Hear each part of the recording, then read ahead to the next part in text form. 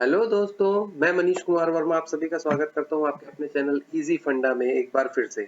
और हम अब तक प्रकाश की कड़ी में अध्ययन कर रहे थे। प्रकाश के लगभग हमने परावर्तन के गुण का दर्पण का सेक्शन लगभग कवर कर लिया और आज हम गोलीय दर्पण में बनने वाले प्रतिबिंबों को देखेंगे, क्योंकि इससे पहले हमने गोलीय दर्पण के बारे में कुछ तथ्यों को जान लिया था, लेकिन आज हम गोलीय दर्पण में बनने वाले प्रतिबिंबों को देखेंगे। Image formation in spherical mirror. तो यहाँ पर हमारे पास दो मिरर देखने को मिलेंगे स्फेरिकल मिरर में। तो देखिए, सबसे पहले तो हम गोलीय दर्पण से संबंधित शब्दावलियों को समझ लेते हैं। जैसे कि हम देखते हैं in case of convex mirror, यानी कि उत्तल दर्पण के संदर्भ में। तो उत्तल दर्पण में जो दर्पण का वक्रता केंद्र है, यानी कि सेंटर ऑफ कर्वेचर है, वो दर्पण के पीछे होता है, ठीक है। और सेंटर ऑफ कर्वेचर से दर्पण की परिधि तक, यानी कि जो आपका उसके तल तक का जो आपका दूरी है, जिसको हम लोग बोलते हैं वक्रता त्रिज्या, है ना। तो सेंटर ऑफ कर्वेचर हो गया, वक्रता केंद्र हो गया और वक्रता त्रिज्या हो गया, दोनों ही दर्पण के पीछे होते हैं। और वक्रता त्रिज्या का ठीक आधा दूरी जो कहलाता है वो होता है फोकस, ये भी दर्पण के पीछे होता है। इसी प्रकार से जब हम लोग कॉन्वेक्स मिरर या अवतल दर्पण के बारे में देखेंगे, तो अवतल दर्पण में यही आपका वक्रता त्रिज्या और आपका वक्रता केंद्र दर्पण के सामने होता है, फोकस भी दर्पण के सामने होता है, ठीक। और रही बात ध्रुव की, तो ध्रुव जो है हमेशा किसी भी दर्पण में, चाहे वो उत्तल हो या अवतल हो, हमेशा परिधि पर ही होता है। तो ये गोलीय दर्पण से संबंधित कुछ तथ्य हैं। हमने देखा कि उत्तल दर्पण के संदर्भ में आपका सारा चीज लगभग पीछे है और अवतल दर्पण में सामने है। और इन्हीं बिंदुओं के आधार पर हम इन दर्पण के सामने वस्तुओं को रखेंगे और उस वस्तुओं से इमेज का फॉर्मेशन यानी प्रतिबिंब का निर्माण करेंगे। तो चलिए देखते हैं। ये रहा मुख्य अक्ष, जो कि तीनों बिंदुओं को जोड़ता है, और इसी मुख्य अक्ष के ऊपर ही हम वस्तुओं को रखेंगे और इसी मुख्य अक्ष में ही प्रतिबिंब का निर्माण भी होगा। चलिए देखते हैं। तो भाई, ये रहा उत्तल दर्पण और अवतल दर्पण, दोनों ही दर्पण आप देख चुके हैं। इन दोनों ही दर्पणों में ये रहा इसका मुख्य अक्ष। अब यहाँ पर कहाँ-कहाँ वस्तु रखी जा सकती है, तो हमेशा वस्तु मुख्य अक्ष पर ही रखाएगी। तो देखिए, उत्तल दर्पण के संदर्भ में वक्रता केंद्र और फोकस दर्पण के पीछे, और अवतल दर्पण के संदर्भ में यही दो बिंदु जो है वो दर्पण के सामने है, ठीक। अब देखिए, यहाँ पर हम यदि वस्तुओं की स्थिति देखें, तो उत्तल दर्पण में ऊपर वाले दर्पण पे देखिए, या तो वस्तु अनंत पर रखी होगी, या तो वस्तु अनंत पर रखी होगी, और या तो वस्तु दर्पण के ठीक सामने रखी हुई होगी। तो भाई, इन दोनों कंडीशन, यानी कि उत्तल दर्पण के सामने जब वस्तु रखी होगी अनंत पे और ठीक सामने रखी होगी, तो दोनों ही शर्तों में प्रतिबिंब कैसा बनेगा ये हम देखेंगे। अवतल दर्पण के संदर्भ में प्रतिबिंब के निर्माण के लिए वस्तुओं की 6 स्थिति होती है। टोटल कितनी स्थिति होती है? 6 स्थिति होती है। एक बार देखिए, फिर इसको मैं और समझाऊंगा। पहला चीज तो ये कि वस्तु अनंत पर रखी हो, दूसरा अनंत और वक्रता केंद्र के बीच में रखी हो, तीसरा वक्रता केंद्र के ऊपर ही रखी हो, सेंटर ऑफ कर्वेचर के ऊपर ही रखी हो, चौथा कंडीशन सेंटर ऑफ कर्वेचर और फोकस के बीच में रखी हो, पांचवी कंडीशन फोकस के ऊपर रखी हो, और छठवीं कंडीशन फोकस और ध्रुव यानी पोल के बीच में रखी हो। चलिए एक बार फिर से इसको समझते हैं। आपके उत्तल दर्पण के संदर्भ में चूंकि फोकस और सेंटर ऑफ कर्वेचर दर्पण के पीछे होते हैं, इसलिए ज्यादा शर्त इस पे बनती नहीं है। पहला शर्त होता है कि वस्तु अनंत पे रखी हो, है ना, और दूसरा शर्त होता है दर्पण के ठीक सामने रखी हो। लेकिन अवतल दर्पण के केस में आप देखिए कि ये मान लीजिए कोई अवतल दर्पण है और ये उसका मुख्य अक्ष है, तो इस अवतल दर्पण का जो निर्माण करने वाला जो गोलीय भाग है वो कुछ इस प्रकार से होगा, और इसी गोलीय भाग के है ना रिस्पेक्ट में इसका सेंटर ऑफ कर्वेचर दर्पण के सामने होगा, और इसी मुख्य अक्ष पर सेंटर ऑफ कर्वेचर यानी वक्रता त्रिज्या का ठीक आधा दूरी फोकस होगा और परिधि पर ध्रुव होगा। तो देखिए, कोई भी वस्तु जो इस स्फेरिकल सेक्शन के बाहर कहीं रखी हो, दूर कहीं रखी हो, तो हम उसको मान लेते हैं अनंत, यानी वस्तु कहां पर रखी होगी? अनंत पे रखी होगी।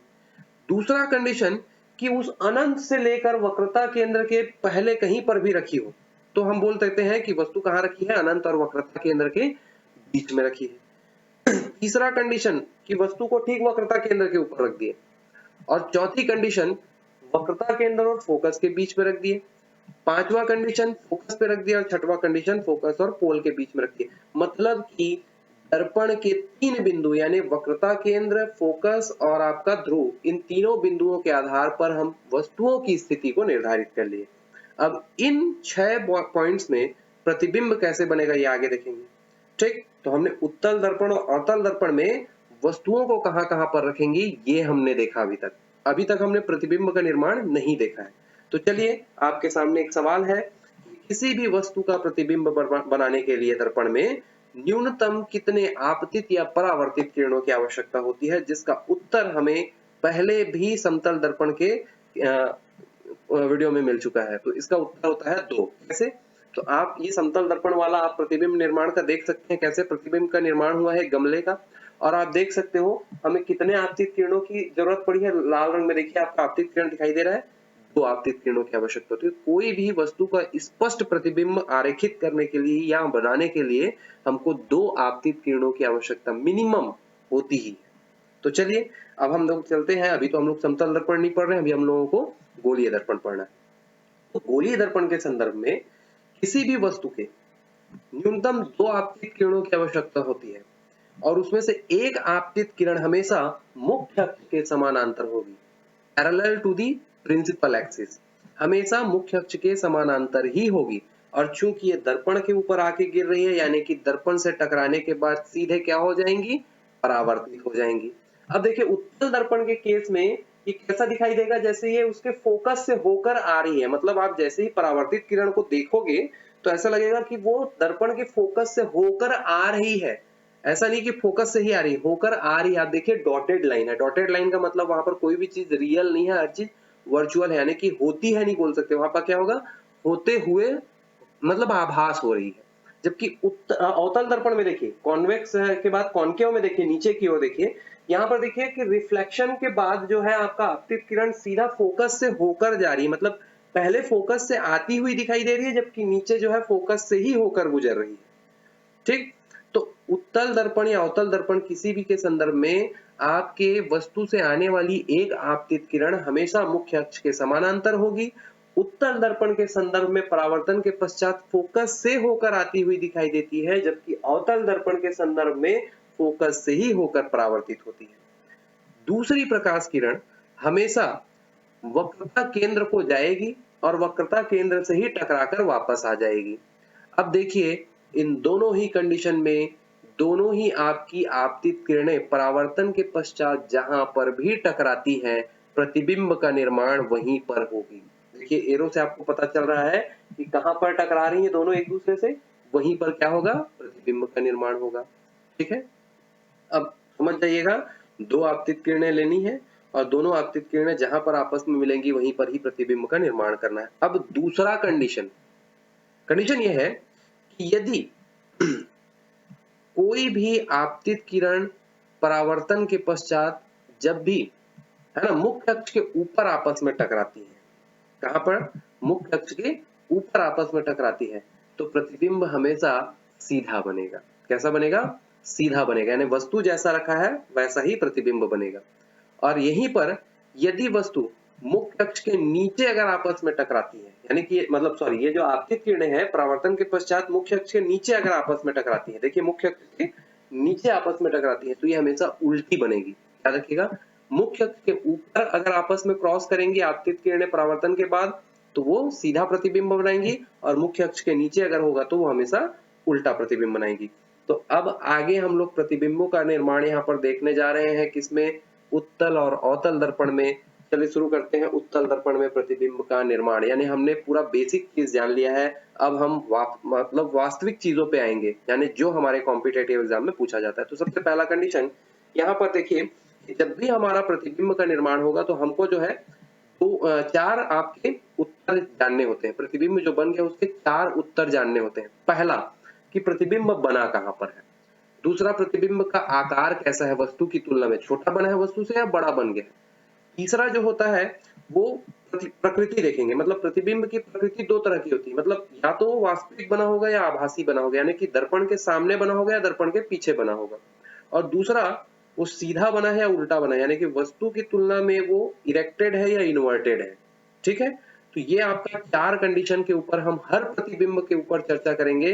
तो पहला कंडीशन की वस्तु जब अनंत पे रखी हो, तो हमने पता है ना, पहले भी देख लिया है, पहले वीडियो में ठीक इससे हमने देखा है गोलीय दर्पण वाले वीडियो में, कि कोई भी वस्तु जब अनंत पे रखी हुई होती है तो उससे होकर आने वाली आपतित किरणें हमेशा मुख्य अक्ष के समानांतर होती है, और दर्पण से क्या होगी, दर्पण में परावर्तन होगी, तो दर्पण से टकराकर जब परावर्तित होती है और परावर्तित किरणों को जब हम देखेंगे तो वो कहां से आती हुई प्रतीत होती है, आपके दर्पण के फोकस से।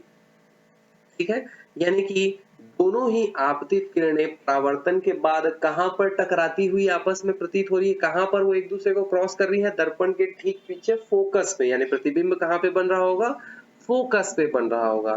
तो हमारे पास 4 सवाल है। पहला सवाल है ना आपका था प्रतिबिंब की स्थिति, दूसरा सवाल था आपका है ना प्रतिबिंब का आकार, तीसरा सवाल था आपका जो प्रतिबिंब की प्रकृति, और चौथा था सीधा या उल्टा। तो चलिए यहाँ पर आप चित्र देखकर बताइए कि वस्तु जब अनंत पे है तो आपका प्रतिबिंब कहां पर बन रहा है, दोनों एक दूसरे को कहां पे क्रॉस कर रहे हैं, देख लीजिए आप, दोनों एक दूसरे को कहां पे क्रॉस कर रही हैं, फोकस पे, यानी प्रतिबिंब कहां पे बनेगा, फोकस पे।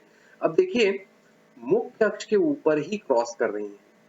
अब मुख्य अक्ष के ऊपर ही जब क्रॉस करेंगी तो वस्तु जो है वो मुख्य अक्ष के या तो ऊपर बनती है या नीचे बनती है, लेकिन मुख्य अक्ष के ऊपर ही क्रॉस कर रही है, मतलब वस्तु इतना ज्यादा छोटा बन रहा है कि उसको हम लोग सामान्य आंखों से तो लगभग देख ही नहीं पाएंगे, यानी कि हाईली डिमिनिश्ड इमेज, यानी बिंदु आकार का इमेज या बहुत ही छोटा प्रतिबिंब बनता है। यानी वस्तु जब अनंत पे रखी हो तो आपके उत्तल दर्पण में प्रतिबिंब फोकस पे बहुत ही छोटा बनता है।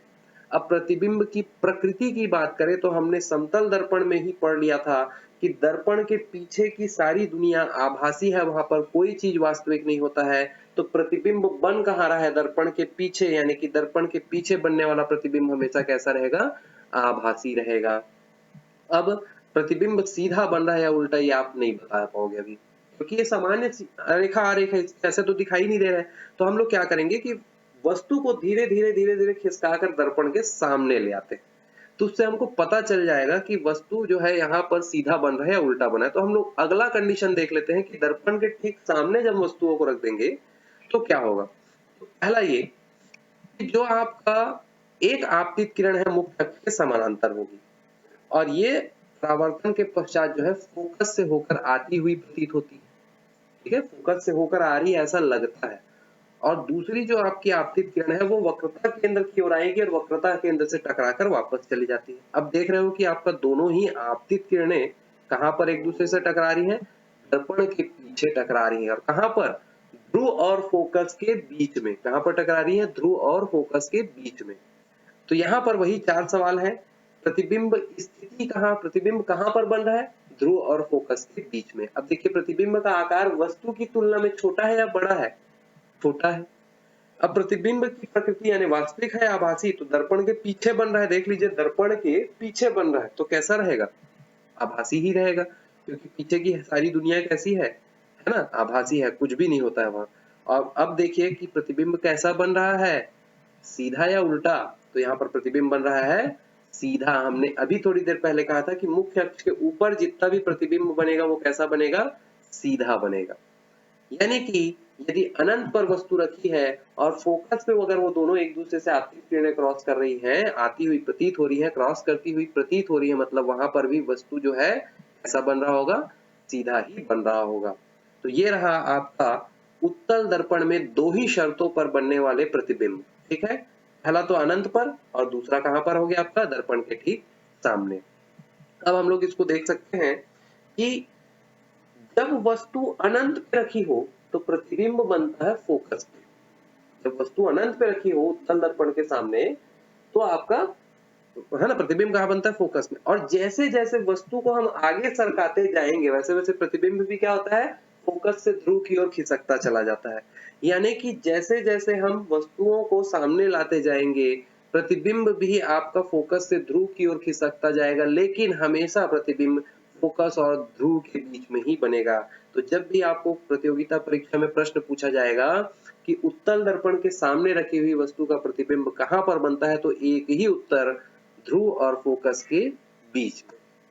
ठीक है, और चूंकि मुख्य अक्ष के ऊपर बनता है सारा प्रतिबिंब, तो प्रतिबिंब हमेशा कैसा रहेगा, सीधा ही बनेगा। और दर्पण के पीछे बन रहा है इसलिए प्रतिबिंब हमेशा आभासी ही रहेगा। तो आपके उत्तल दर्पण में प्रतिबिंब बनने वाले जितने भी आपके कंडीशन है वो लगभग लगभग सेम रहते हैं। देख लीजिए कि वस्तु की स्थिति के तुलना में प्रतिबिंब की स्थिति, प्रतिबिंब का आकार, प्रतिबिंब की प्रकृति, और सीधा या उल्टा के केस में देखें तो जब वस्तु अनंत पे रखी होगी तो आपका प्रतिबिंब फोकस पे बनेगा, है ना, प्रतिबिंब का आकार बिंदु आकार का रहेगा, प्रकृति जो है आभासी रहेगी, और हमेशा कैसा बनेगा, सीधा बनेगा। यहीं पर अगर दर्पण के ठीक सामने रख दिए तो आपका ध्रुव और फोकस के बीच में बनेगा, है ना। वस्तु से हमेशा छोटा बनेगा, कभी भी बड़ा नहीं बनेगा, आभासी रहेगा और सीधा रहेगा। तो ये रहा आपका उत्तल दर्पण के सामने रखने पर जब भी वस्तु के जितने भी प्रतिबिंब बनेंगे उसके कितने कंडीशन हो गए, 2, और 2 की रिस्पेक्ट में आपके प्रतिबिंब भी बन गए।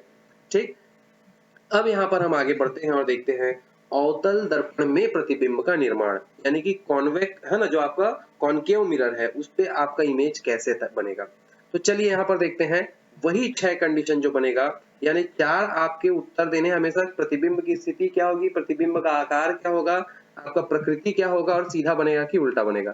तो चलिए, अवतल दर्पण में वस्तु की स्थिति के लिए हमने देखा था कि भाई आपका अनंत और वक्रता केंद्र के बीच में, वक्रता केंद्र पर, वक्रता केंद्र के, है ना, और फोकस के बीच में, और फोकस के ऊपर, और फोकस और ध्रुव के बीच में, इन 6 कंडीशन के ऊपर जो आपका क्या बनने वाला है, आपको वस्तु रखाएंगे और वस्तु के रिस्पेक्ट में प्रतिबिंब बनने वाला है। तो चलिए, आपतित किरणों की आवश्यकता कितनी होती है, 2। एक हमेशा मुख्य अक्ष से समानांतर होगी। उत्तल दर्पण में ये फोकस से होकर आती हुई प्रतीत होती है, और अवतल में क्या होता है, फोकस से ही होकर जाती है। और दूसरा हमेशा वक्रता केंद्र से होकर गुजर जाती है, जहां पर आपका दोनों ही आपतित किरणें परावर्तित के है ना, परावर्तन के पश्चात टकराएंगी, वहीं पर बनना है आपका प्रतिबिंब। चलिए, अब देखते हैं कि जब अनंत पर वस्तु रखी हुई हो तो वहां से आने वाली, है ना, आपतित किरणें हमेशा मुख्य अक्ष के समानांतर होती है, और दर्पण से टकरा कर यानी परावर्तन के बाद वो ऐसा लगता है, ऐसा आभास होता है कि वो कहां से होकर आ रही है ना, कहां से होकर आ रही है, सीधा सीधा दिखाई दे रहा है, कहां से होकर आ रही है, फोकस से होकर आ रही है। और ये दोनों ही किरणें दर्पण के पीछे ले जाने की आवश्यकता नहीं है, सामने ही एक दूसरे से क्रॉस कर रही हैं, यानी कि दर्पण का प्रतिबिंब, वस्तु का प्रतिबिंब दर्पण के सामने ही फोकस पर बन रहा है। और उन्हीं 4 कंडीशंस पर देखते हैं, है ना, प्रतिबिंब की स्थिति है, प्रतिबिंब का आकार है, प्रतिबिंब की प्रकृति और सीधा उल्टा। तो देखिए, आप चित्र देखिए और देखिए बताइएगा कि आपका वस्तु अनंत पे रखा हो तो प्रतिबिंब कहां पर बन रहा है, फोकस पर बन रहा है, क्योंकि फोकस पर ही दोनों एक दूसरे को क्रॉस कर रही हैं। दूसरा, प्रतिबिंब का आकार देखिए, मुख्य अक्ष के ऊपर ही जब क्रॉस करती हैं दोनों ही आपतित किरणें तो बहुत ही छोटा बिंदु आकार का हाईली डिमिनिश्ड जो है आपका इमेज बनता है। ठीक, दूसरा, प्रकृति की बात करें तो अब देखिए, दर्पण के सामने की दुनिया, यानी मैं अगर दर्पण के सामने खड़ा हूं या आप दर्पण के सामने खड़े हैं तो आप तो वास्तविक है ना भाई। तो दर्पण के सामने बनने वाला प्रतिबिंब भी कैसा रहेगा, वास्तविक रहेगा। ठीक है, अब यहाँ पर सीधा या उल्टा वाला केस को हम लोग थोड़ा सा छोड़ देते हैं, क्योंकि जब बिंदु आकार का है तो उसको बताना मुश्किल होता है। तो हम वस्तु को अनंत से थोड़ा थोड़ा और दर्पण के करीब लाएंगे और देखते हैं कि आपका प्रतिबिंब सीधा बन रहा है कि उल्टा। उसी के ही तुलना में हम लोग यहाँ पर भी उसको रख देंगे कि प्रतिबिंब यहाँ पर सीधा बन रहा है कि उल्टा। तो चलिए, अगला कंडीशन देखते हैं, अनंत और वक्रता केंद्र के बीच में वस्तु को रख देते हैं। अब शर्त यह है कि एक आपतित किरण हमेशा मुख्य अक्ष के समानांतर होगी, और परावर्तन के पश्चात जो है दर्पण से परावर्तित होकर फोकस से ही होकर गुजरेगी, जबकि दूसरी आपतित किरण जो है वो वक्रता केंद्र से होकर जाएगी और वक्रता केंद्र से ही वापस लौट जाएगी। अब देखिए, दोनों ही आपतित किरणें परावर्तन के पश्चात कहां पर एक दूसरे को काट रही हैं, है ना। देखिए, वक्रता केंद्र और फोकस के बीच में, और यहीं पर बनेगा प्रतिबिंब। अब देखिए, प्रतिबिंब बहुत ही छोटा मस्त दिख रहा है। अब यहाँ पर 4 प्रश्न आपके सामने हैं। पहला, प्रतिबिंब की स्थिति क्या है भाई, प्रतिबिंब बन कहां पर रहा है, तो वक्रता केंद्र और फोकस के बीच में। जबकि हम प्रतिबिंब के आकार की बात करें तो वस्तु की तुलना में प्रतिबिंब कैसा बन रहा है, छोटा या बड़ा, छोटा। अब प्रकृति की बात करें तो दर्पण के सामने बन रहा है तो वास्तविक, और पीछे बनता तो आभासी। तो कहां पर एक दूसरे को क्रॉस कर रहे हैं, दर्पण के सामने या पीछे, सामने क्रॉस कर रहे हैं, तो ये कैसा बनेगा, वास्तविक। अब देखिए, मुख्य अक्ष के ऊपर क्रॉस करते तो हमेशा सीधा बनता, लेकिन ये तो मुख्य अक्ष के नीचे क्रॉस हो रहा है तो प्रतिबिंब कैसा बनेगा, उल्टा बनेगा। ठीक, अगला कंडीशन जो देखते हैं कि वक्रता केंद्र के ऊपर ही जब वस्तु को रख दिया जाए, तो वक्रता केंद्र के ऊपर जब वस्तु को रख दिया जाएगा तो एक आपकी किरण हमेशा मुख्य अक्ष के समानांतर होगी और परावर्तन के पश्चात फोकस से होकर जाएगी। अब चूंकि वस्तु वक्रता केंद्र के ऊपर ही है तो दूसरी आपतित किरण जो होता है वो वक्रता केंद्र के ऊपर ही जाए, पॉसिबल नहीं है। तो हम क्या करते हैं, दूसरी आपतित किरण को फोकस से होकर गुजारेंगे। तो अगर मुख्य अक्ष के समानांतर है तो फोकस से होकर जा रही है, और अगर फोकस से होकर जाएगी तो परावर्तन के पश्चात मुख्य अक्ष के समानांतर हो जाएगी। दोनों बातें एक दूसरे की विरोधाभासी है। देखिए, यदि आपतित किरण मुख्य अक्ष के समानांतर आ रही है तो परावर्तन के पश्चात फोकस से होकर जाएगी, और यदि आपतित किरण फोकस से होकर गुजरती है तो परावर्तन के पश्चात मुख्य अक्ष के समानांतर हो जाएगी। ठीक है, समझ रहे बातों को? समानांतर है तो फोकस से जाएगी, और फोकस से जा रही है तो समानांतर हो जाएगी। अब दोनों ही जब एक दूसरे को, देखिए क्रॉस कहां पर कर रहे हैं, ये आपका यहाँ क्रॉस हो रहा है एक दूसरे के ठीक वक्रता केंद्र के नीचे, यानी प्रतिबिंब भी कहां पर बनेगा, वक्रता केंद्र के नीचे ही बनेगा। तो वही 4 प्रश्न आपके सामने है, इन्हीं 4 प्रश्नों का उत्तर हमें देना है ना। जो आपकी प्रतिबिंब है उसकी स्थिति क्या है, ठीक वक्रता केंद्र के नीचे या वक्रता केंद्र, है ना, वक्रता केंद्र पर। प्रतिबिंब का आकार कैसा है, देखिए लगभग सेम दिखाई दे रहा है, जैसा वस्तु है उतना ही आकार का आपका प्रतिबिंब भी दिखाई दे रहा है। प्रतिबिंब की प्रकृति की बात करें तो प्रकृति तो पता चल गया, अब दर्पण के सामने है तो वास्तविक ही बनेगा कि आभासी बनेगा, सामने है तो वास्तविक बनेगा। अब देखिए दोनों ही परावर्तित किरणें एक दूसरे को कहां पर क्रॉस कर रही है, मुख्य अक्ष के नीचे, और मुख्य अक्ष के नीचे अगर क्रॉस हो रही है तो हमेशा प्रतिबिंब कैसा बनेगा, उल्टा बनेगा। तो देखिए वक्रता केंद्र में अगर वस्तु रखी हो तो प्रतिबिंब भी वक्रता केंद्र पर ही बनती है, ठीक नीचे। अगला कंडीशन, चौथा कंडीशन देखते हैं कि वस्तु को वक्रता केंद्र और फोकस के बीच में रख देते हैं। अब फिर वही होगा कि एक आपतित किरण मुख्य अक्ष के समानांतर होगी और परावर्तन के पश्चात फोकस से होकर गुजर जाएगी, जबकि दूसरी, है ना, दर्पण की ओर निकल जाती है और वहां से जब परावर्तित होती है तो कहां से होकर जाती है, वक्रता केंद्र से होकर जाती है। अब दोनों एक दूसरे को जहां पर भी क्रॉस कर रहे हैं वहीं पर बनेगा प्रतिबिंब। 4 आपके उत्तर करने हैं। पहला, प्रतिबिंब की स्थिति क्या है, देखिए वक्रता केंद्र के उस पार बन रही है, यानी अनंत और वक्रता केंद्र के बीच में। आकार की तुलना की बात करें तो देखिए वस्तु की तुलना में प्रतिबिंब थोड़ा सा बड़ा होते जा रहा है ना। देखिए जरा कि वस्तु जैसे जैसे सामने लाते जा रहे हैं वैसे वैसे प्रतिबिंब का आकार भी क्या होते जा रहा है, लगभग बड़ा होते जा रहा है। अब प्रकृति की बात करें तो अभी भी दर्पण के सामने है, यानी कि वास्तविक प्रतिबिंब है, और आपका मुख्य अक्ष के नीचे बन रहा है, इसलिए कैसा बनेगा, उल्टा प्रतिबिंब बनेगा। ठीक, पांचवा कंडीशन देखते हैं कि जब आपका वस्तु कहां पर रखा है, ठीक फोकस के ऊपर रखा है। फोकस के ऊपर रखेंगे तो एक आपतित किरण मुख्य अक्ष के समानांतर चली जाएगी और समानांतर जाने के बाद परावर्तित होकर के फोकस से होकर गुजर जाएगी, जबकि दूसरी आपतित किरण आपके दर्पण से टकराकर वक्रता केंद्र से होकर गुजर जाएगी। अब देखिए दोनों ही परावर्तित किरणें एक दूसरे के समानांतर है, एकदम समानांतर है, यानी कि यदि हम लोग दर्पण के पीछे भी उसको बढ़ा दे तो वो कहीं एक दूसरे को क्रॉस नहीं करेंगी, और सामने भी कहीं पर एक दूसरे से बढ़ा दे तो वो एक दूसरे को क्रॉस नहीं करेंगे। तो ऐसा मान लेते हैं कि दूर कहीं जा करके एक दूसरे से क्या होंगी, टकरा रही होंगी, और वहीं पर बन रहा होगा प्रतिबिंब। समझ में आया? 4 उत्तर। प्रतिबिंब की स्थिति दूर कहीं अनंत पर। आकार की बात करें तो सोचो वस्तु की तुलना में जब अनंत पे एक दूसरे से क्रॉस करेगी तो बहुत बड़ी बनेगी, है ना, वस्तु की तुलना में हाईली इनलार्ज्ड, है ना, बहुत बड़ी बनेगी। प्रकृति की बात करें तो दर्पण के सामने ही प्रतिबिंब बनना है, वास्तविक बनेगा, मुख्य अक्ष के नीचे बनेगा तो हमेशा उल्टा ही बनेगा। सबसे इंपॉर्टेंट आपका पॉइंट आया जब वस्तु फोकस और ध्रुव के बीच में रखी होगी। एकमात्र अपवाद वाला प्रश्न यहीं से बनता है, और हमेशा कॉम्पिटेटिव एग्जाम में यहीं से प्रश्न आता है जो कि हमेशा हम गलत करके आ जाते हैं, क्योंकि हम सारे कंडीशंस जो है अभी तक जो पढ़े हैं वो पूरे के पूरे यहाँ पर उल्टे हो जाएंगे। देखिए कैसे उल्टे होते हैं। हमको पता है कि 2 आपतित किरणें चाहिए प्रतिबिंब निर्माण के लिए। अब देखिए एक, हाँ, आपतित किरण जो है वो दर्पण से टकराकर कहां से होकर गुजर जाएगी, फोकस से होकर गुजर जाएगी। दूसरी जो आपकी, है ना, आपतित किरण है वो दर्पण से टकराएगी और वक्रता केंद्र से होकर गुजर जाएगी। अब देखिए दोनों ही किरणें जो परावर्तन के पश्चात जा रही है वो आगे कैसे होते जा रही है, फैलते जा रही है। तो कहीं क्रॉस करेगी क्या, बिल्कुल नहीं। यहीं पर हम इसको दर्पण के पीछे जब बढ़ा के देखते हैं तो पीछे कहीं एक दूसरे से क्रॉस कर रही है, यानी कि प्रतिबिंब कहां पर बनेगा, दर्पण के पीछे बनेगा। ये एक अपवाद हो जाता है अवतल दर्पण के केस में कि सभी 5 कंडीशन में हमेशा आपका प्रतिबिंब दर्पण के सामने बना, लेकिन एक यहाँ पर आपका पीछे बन गया। उन सभी 5 कंडीशन में आपका प्रतिबिंब जो है मुख्य अक्ष के नीचे बन रहा था, यहाँ पर मुख्य अक्ष के ऊपर बन गया। तो आपका उत्तर देखिए कैसे बदल जाएगा। देखिए प्रतिबिंब की स्थिति बात करें तो दर्पण के पीछे बन गया, बस इतना ही आपका उत्तर रहेगा। यानी फोकस और ध्रुव के बीच में वस्तु रखा है तो आपका जो है प्रतिबिंब जो है वो दर्पण के पीछे बनेगा। आकार की बात करें तो वस्तु की तुलना में थोड़ी बड़ी ही बनती है ना। अब प्रतिबिंब, है ना, प्रकृति की बात करें, प्रतिबिंब की इमेज की जो आपका नेचर की बात करें तो तो चूंकि ये दर्पण के पीछे बन रहा है तो ये वर्चुअल होगा, आभासी होगा, और मुख्य अक्ष के ऊपर बन रहा है तो हमेशा सीधा बनेगा। तो ये एक अपवाद है। 6 कंडीशन अवतल दर्पण के लगभग खत्म हो चुके हैं। इसको एक चार्ट के फॉर्मेट में हम लोग देख लेंगे, लेकिन पहले आप समझिए कि जैसे जैसे वस्तु है ना अनंत पे रखे होंगे तो फोकस पे बनता है, एकदम सिंपल सी बात है। लेकिन जैसे जैसे पास आता है, यानी अनंत से जब अनंत और वक्रता केंद्र के बीच में आएगा तो देखो इमेज थोड़ा और है ना नीचे बड़ा होता चला गया। यहीं पर अगर वक्रता केंद्र पर हो तो इमेज थोड़ा और बड़ा होता चला गया।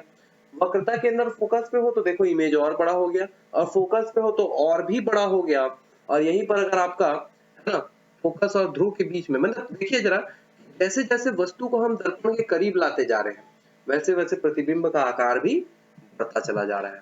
समझ में आ रहा है ना? वस्तु जैसे जैसे पास आएगा दर्पण के वैसे वैसे प्रतिबिंब का आकार भी बड़ा होता चला जा रहा है, और वस्तु पास आ रहा है तो प्रतिबिंब दूर होता चला जा रहा है अवतल दर्पण के केस में। और एकमात्र अपवाद है कि फोकस और ध्रुव के बीच में हो तो हमेशा प्रतिबिंब है ना दर्पण के पीछे बनेगा। तो ये आपके 6 के 6 कंडीशन में इमेज का फॉर्मेशन आपने देख लिया है। याद रहे कि अनंत पे वस्तु रहेगा तो फोकस पे बनेगा, और फोकस पे वस्तु रहेगा तो अनंत पे बनेगा। ये दोनों वाइस वर्सा आता है। तो अब हम लोग आगे बढ़ते हैं कि यह देखिए एक सिंबल है अनंत का, दूसरा सिंबल है वक्रता केंद्र का C, सेंटर ऑफ कर्वेचर, तीसरा सिंबल है आपका फोकस का F, और है ना चौथा सिंबल है ध्रुव का P। अब देखिए इसको थोड़ा समझना चीजों को। वस्तु है ना अनंत पे रखी होगी तो प्रतिबिंब कहाँ पे बनता है? फोकस पे। यहीं पर वस्तु अनंत और वक्रता केंद्र के बीच रखी हो तो प्रतिबिंब कहाँ पर बनता है? सेंटर ऑफ कर्वेचर और फोकस पे। यहीं पर अगर सेंटर ऑफ कर्वेचर पे हो तो प्रतिबिंब बनता है सेंटर ऑफ कर्वेचर पे। यानी कि धीरे धीरे मैं सामने लाते जा रहा हूँ, और सेंटर ऑफ कर्वेचर और फोकस पे रखा जाएगा तो वहीं पर अनंत और सेंटर ऑफ कर्वेचर में बनेगा, और यहीं पर अगर फोकस पे हो तो है ना अनंत पे बनेगा। देखिए जरा, ये आपका मतलब आप माउस पॉइंटर है ना, माउस पॉइंटर पे आप फोकस कीजिए, देखिए अनंत पे है तो फोकस पे है, और ठीक उल्टा देखिए फोकस पे है तो अनंत पे है। यहाँ देखिए जब अनंत और सेंटर ऑफ कर्वेचर यानी इंफिनिटी और सेंटर ऑफ कर्वेचर के बीच में है तो आपका इमेज का है ना फॉर्मेशन क्या हो रहा है? सेंटर ऑफ कर्वेचर और फोकस के बीच में। देखिए ये और आपका नीचे यहाँ पर देखिए यानी ठीक उल्टा होते चला जाता है। फिर एक बार थोड़ा समझने का प्रयास करना है ना, फोकस और पोल मतलब जो आपका पोल के बीच में है तब तो पीछे ही बनेगा। अब यहाँ पर थोड़ा समझना, ये है ना आपके पूरे 5 कंडीशन आपको दिखाई दे रहे हैं। यानी कि जब इंफिनिटी पे इमेज रखी हो, ऑब्जेक्ट रखी हो, वस्तु रखी हो, तो इमेज कहाँ बनेगा? फोकस पे। अब फोकस पे रखी हो है ना, जब सेंटर ऑफ कर्वेचर और आपका इंफिनिटी के बीच में रखी हो तो फोकस और सेंटर ऑफ कर्वेचर में। ठीक उल्टा कर लेते हैं, जब सेंटर ऑफ कर्वेचर पे रखा हो तो सेंटर ऑफ कर्वेचर में ही बनता है। अब उल्टा करते हैं है ना, नीचे आते हैं, जब सेंटर ऑफ कर्वेचर और फोकस पे हो तो आपका इमेज कहाँ पे बन जाता है? अनंत और सेंटर ऑफ कर्वेचर में, और फोकस पे रखी हो तो अनंत पे बनती है। यानी कि आप ये जो आपका कोड वर्ड है ना इसको अगर याद कर लें तो इमेज कैसे बनेगा आप पूरा है ना बता सकते हैं। यानी कि इमेज जैसा इमेज फॉर्मेशन, अब एग्जाम में इतना समय तो होता नहीं कि आप ड्रॉ करते बैठे रहें, तो आपको कल्पना बस करना है कैसे क्या है ना, और बाकी चीजें जो है आपको क्या करना है, ये कोड वर्ड इंफिनिटी, इंफिनिटी से centre of curvature, centre of curvature, centre of curvature और फोकस, ये 5 कंडीशन लिख देना, और फोकस और पोल को आप भूल जाइए अभी। तो अब देखिए इन पांचों के पांचों कंडीशन में इमेज हमेशा कैसा बन रहा था भाई? आपका वास्तविक और उल्टा बन रहा था।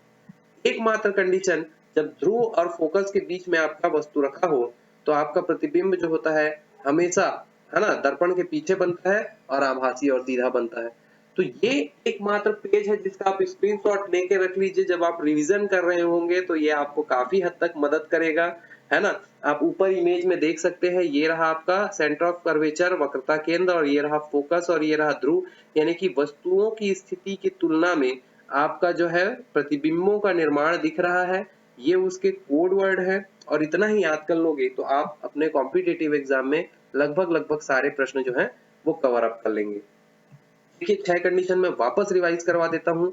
वस्तु की स्थिति की तुलना में प्रतिबिंब की स्थिति, प्रतिबिंब का आकार, आपका प्रतिबिंब की प्रकृति, और सीधा या उल्टा के केस में, यानी वस्तु जब अनंत पे रखी होगी तो प्रतिबिंब हमेशा फोकस पे बनेगा।